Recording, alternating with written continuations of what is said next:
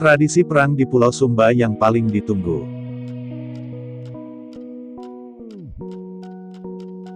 Tidak semua perang menyebabkan perpecahan. Di Indonesia justru ada peperangan sebagai wujud terima kasih dan permohonan kesuburan panen. Umumnya perang merupakan sebuah hal yang sangat dihindari. Tak dapat dipungkiri bila peperangan menyebabkan banyak penderitaan.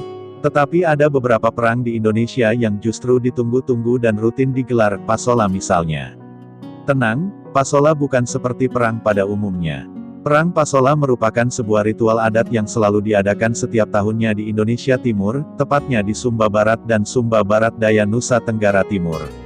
Tradisi ini diadakan setiap bulan Februari atau Maret, namun tanggal pastinya yang akan menentukan ialah seorang rato atau tokoh adat. Pasola diadakan dalam rangka merayakan musim panen serta memohon pengampunan. Dalam tradisi ini, wisatawan bisa menyaksikan langsung atraksi perang tombak antar suku dengan menunggang kuda. Tombak yang digunakan juga bukan tombak yang tajam, namun tetap saja akan ada yang terluka, entah kuda tunggangan ataupun para peserta Pasola.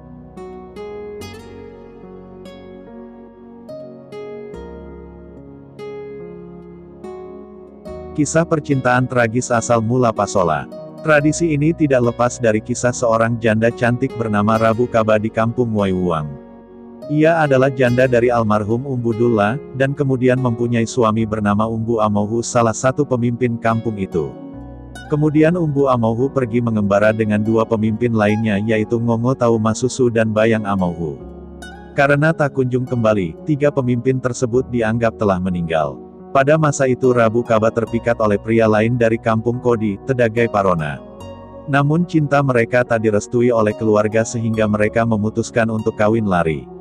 Suatu ketika, tiga pemimpin kampung Waiwuang kembali termasuk Umbu Amauhu suami Rabu Kaba. Rabu Kaba yang sudah jatuh cinta dengan Tedagai Parona tidak ingin kembali dengan Umbu Amauhu. Akhirnya Umbu Amauhu memerintahkan warga Waiwuang untuk mengadakan tradisi menangkap nyale atau cacing laut dan Pasola untuk melupakan kesedihan tersebut.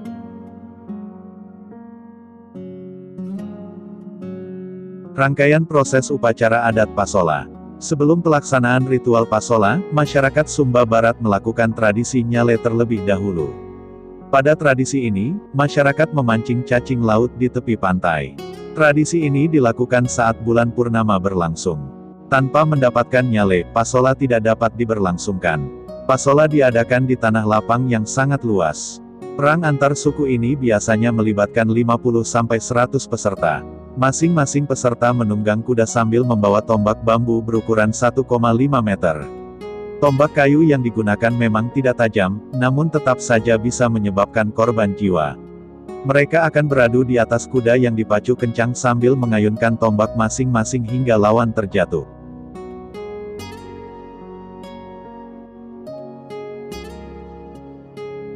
Tetesan darah yang membawa berkah. Uniknya, setiap tetes darah yang jatuh akibat peperangan ini justru dianggap bisa membawa berkah. Semakin banyak darah yang jatuh ke tanah, semakin subur pula tanah mereka. Suara teriakan dan semangat dari peserta bagaikan musik yang mengiringi jalannya tradisi ini. Konon, korban jiwa yang jatuh dalam tradisi ini ialah mereka yang mendapatkan hukuman dari dewa karena melakukan suatu pelanggaran atau kesalahan. Kuda yang digunakan dalam tradisi ini juga bukan kuda sembarangan, melainkan kuda jenis sandalwood, kuda asli dari Sumba.